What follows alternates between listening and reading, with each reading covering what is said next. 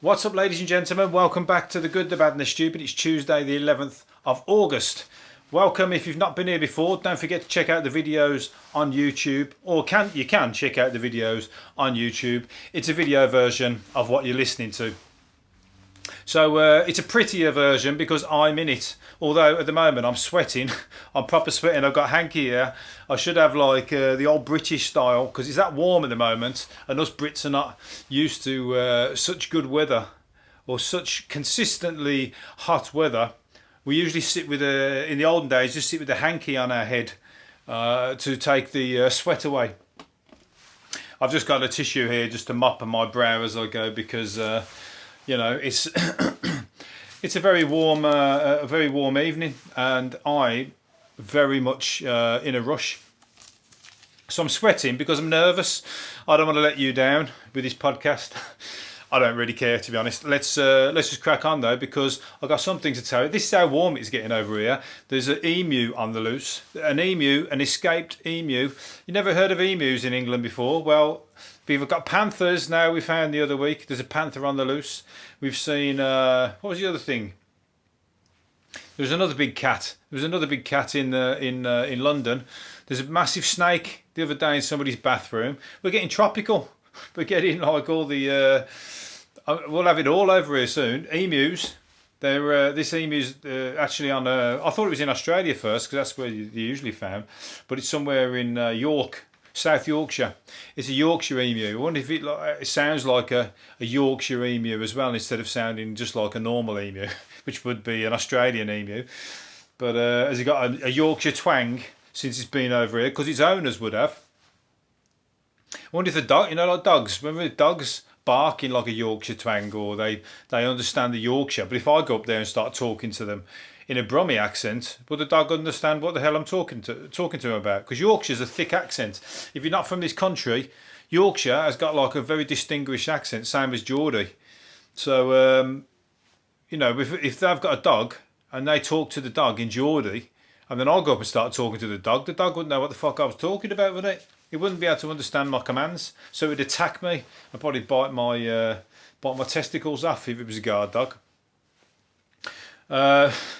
And maybe the emu would too. Maybe it's a guard emu. Well, emus are known for attacking. If you watch Rod Hull and Emu, that's one of the funniest fucking double acts to come out of England. Rod Hull and Emu. And emu's not even real, but it'd attack everybody. It would attack everybody. Snoop Doggy Dogg is his the best person he's attacked on the word. You can see that on YouTube. But he's attacked everybody, and it was fucking hilarious. But I'm sure this one might not be. Well, I don't know. I wouldn't approach it. I wouldn't approach it if I was you. Not without some treats, emu treats. What do you feed an emu? I tell you what, I know what you feed an emu because I was feeding one in Australia. It kept knocking on my door. I was feeding it bread and crackers. I don't think you meant to, but I didn't know at the time. I was just feeding it anything, and it was eating everything. That's why it kept fucking tapping on the window and everything. It became a right pest. It liked whatever I was giving it. Let's put it that way. But I remember once I was feeding loads of what were they? Possums. I was feeding possums bread, and then we saw a sign. This is in another park in Australia, and we saw a sign saying, "Do not feed the possums bread, as it can cause slow and painful death." So I just hope the one that I gave half a loaf of bread to survived, because he ate it up. He was enjoying it.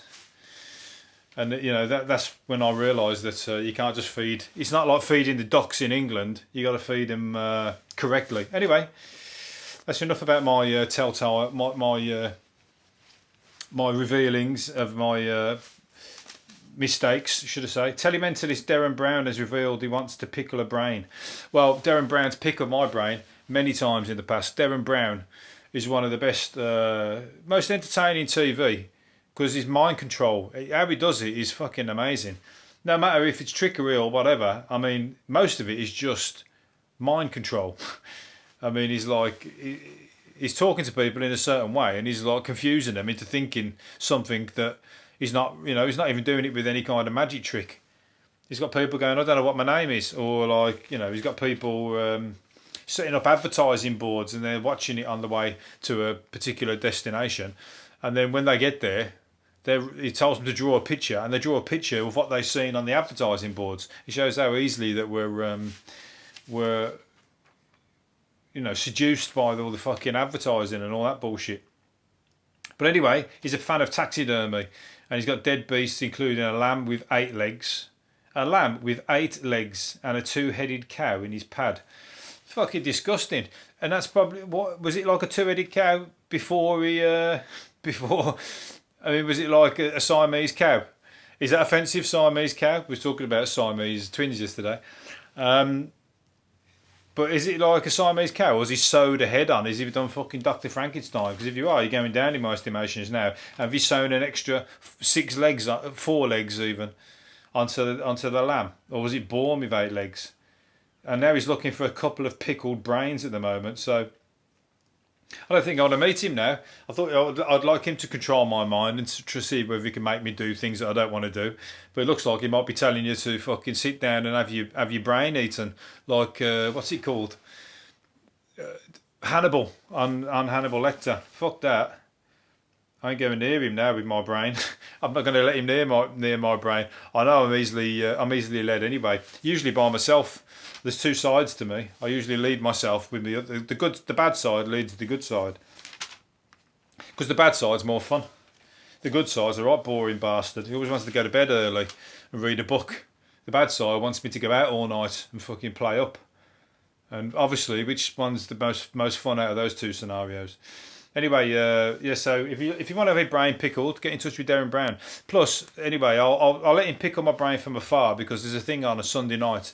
He's got a new programme out 20 years after his mind control, so I'll probably watch that and let him mess me head up from a distance. What's it called? The Japanese have dropped thousands of tons of oil over near Mauritius in the water, in a paradise island in the Indian Ocean. So that's man destroying nature as usual. It's fucking 500 tons. No, 1,000 tons of oil have gone off. They've salvaged 500, and they're trying to scoop it out of the water. So that's going to kill fucking everything in the region. But it's mad. I was pulled it out because how they're dealing with it. They're getting it out with human hair, because human hair, they're scooping up human hair from all barbers and everything from fucking left, right, and centre, from anywhere where there's hair. They're making nets and sewing sugarcane leaves and the hair into the nets. And they're pulling that along the oil, and the hair soaks up the oil. It's good, and it's clever how they do it. You need a lot of fucking hair to scoop up 1,000 tons of oil, but whatever works. If you can find a way of doing it. So if you got a lot of hair, or you're feeling like feeling a bit hot in the weather, shave your head and send it over to the. They're probably making donations now, making appeal. Not we don't want money, we want your hair. Send in. Or any reason why your hair has fell out, or or maybe shave your partner's head for a laugh. If you like double whammy, you can make a video prank. You can video it for Instagram. Shave their head, send the hair off to this thing for a good cause, and you get your prank video. So yeah, that's fucking shit.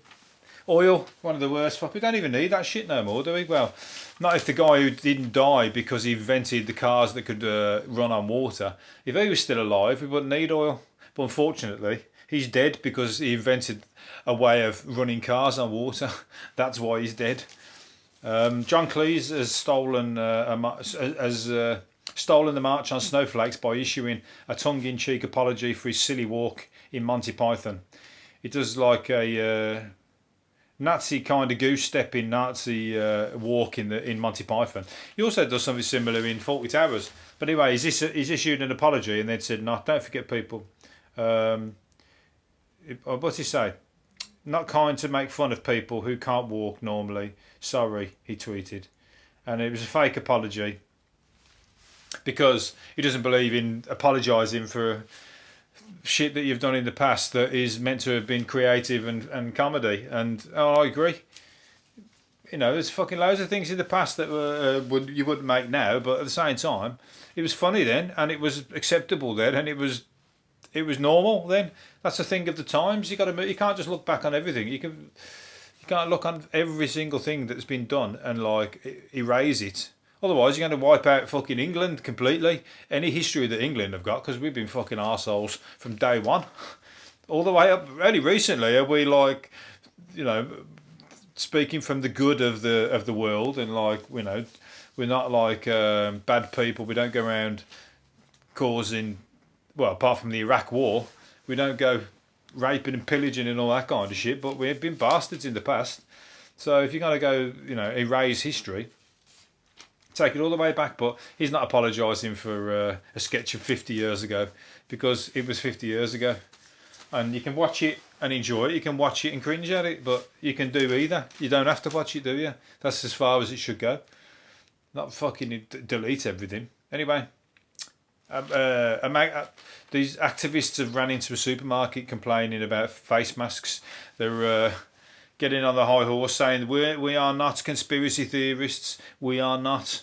You are being led by the new world order. They're controlling you by making your masks. Not that they're being controlled by whoever's the conspiracy theorist around the situation, you know. So it's mad, isn't it? They're running into the shops going, take off your masks. You are being controlled by the new world order. We are not conspiracy theorists. We know what we're talking about. Read Revelations. Who sounds brainwashed out of the fucking two of them? I don't know. You ask me. I mean, I'm asking you. Who's asking who? I think they're the crazy sounding ones. At the end of the day, you're wearing a mask. You're wearing a mask because there's a fucking virus about, and the virus is killing people, whether you like it or not. Whether it's good to wear a mask or not, or whether it's safe to wear a mask, it probably is safe to wear a mask, but the sooner everybody wears them, the sooner it kills the virus, the sooner everybody doesn't have to wear masks, and therefore, it's not like we're going to have to be, even if it is the new world order, we won't have to wear the masks. So it doesn't matter. We're back to normal, haven't we? Have we been controlled in that situation? Has anything changed? No. Apart from you're still going, don't wear masks, don't wear masks. It's a new world order. Anyway, a black bear that's been famed for posing for selfies. I've seen this guy.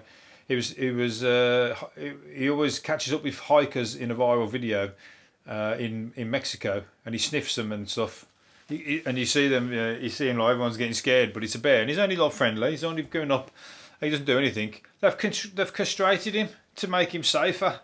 They're saying he's like, you know, he's a danger. Why he's got his balls. So they took his fucking bollocks away because he keeps going up and being friendly to hitchhikers. That is just unbelievable. That is just like the cruelest thing you can do to a male bear, a male anything. It's going to make him more docile, they said. Stop him fighting with other bears when he's removed. If bears fight with other bears, what's wrong with bears fighting with other bears? That's what they do. If he took all the balls away. No, just took his. Because he likes to talk to fucking the passers-by. Yeah, it's a shame. I'll tell you what, I feel sorry for him. He might as well just he might as well just attack somebody now and get himself shot. Because he can't do anything else, can he? He's just got to walk around until he's dead. He can't have kids.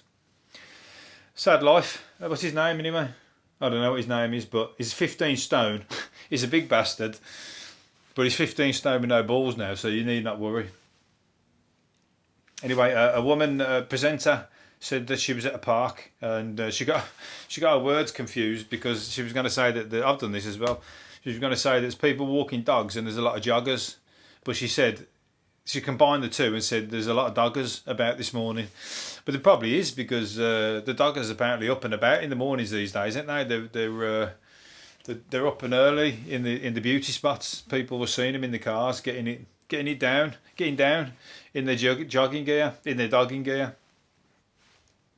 So yeah, but she got it confused and she said doggers on live TV.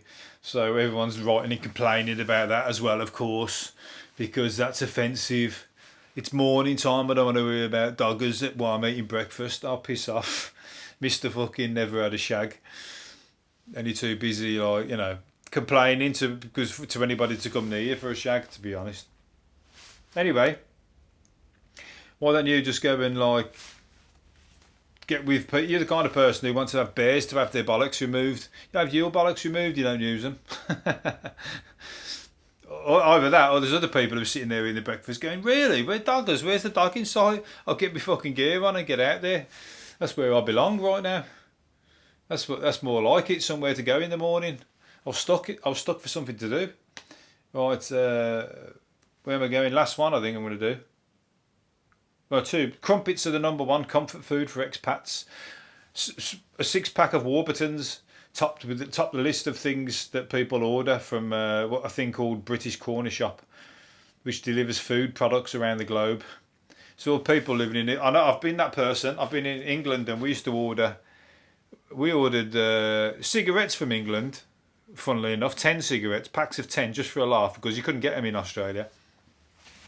We ordered chocolate bars because they've got chocolate bars similar to England, but they're all different. They're all different type of chocolate because I reckon our chocolate would melt over there. That's how hot it is. And like they had Kit Kats that didn't taste like Kit Kat. They had Marathons or Snickers that didn't taste like Snickers. So we had to order all that shit over there. But I didn't order crumpets. So if you're living in another country and you're English and you want what's your favourite tipple that you like to have ordered over? Is it crumpets or is it? What else could you have? Marmite. Marmite. I brought back a massive big tub of Vegemite from Australia because I was into that over there because I didn't have Marmite, so I got into Vegemite, which ended up being a similar thing anyway. But I bought a massive tub of it. I spent my last Australian dollars on a huge tub. I mean, I don't know how much was in there. It must have been a litre. And I put it in my bag, in my hold all to bring it back, and it got smashed. In the fucking old all. So, I mean, I don't mean just smashed. Smashed to smithereens over everything. So I hated Vegemite after that. Obviously I didn't get to eat it, but it was over all my clothes, over all the bag. Bits of glass inside and everything. Whoever fucking done that did that on purpose, I'll tell you that now. As soon as they had the smash, they went to town and started fucking banging it off the floor. Like it was, like they knew there was something in there breakable. And they didn't like their job, so they smashed whatever I had. Right, anyway, I think last one I'm going to say, Beanie Babies, the stuffed toys from the 1990s, Beanie Babies. If you've got any, get them out now and fucking check them out because they're selling for an average of £2,207. £2,207, that's fucking ridiculous amount of money. I haven't got any, but I'm going to be on the lookout for some, I'll tell you that now. So get looking, because you could be rich. If you don't, I'll buy them off you for a fraction of that, and I'll sell them. And if you can't be bothered, I'll do something with them. But especially if they're in the boxes, you're going to make double money. Right, I'm going to leave it there. Hopefully you've enjoyed it, and I'll do another one tomorrow. See you later. Bye.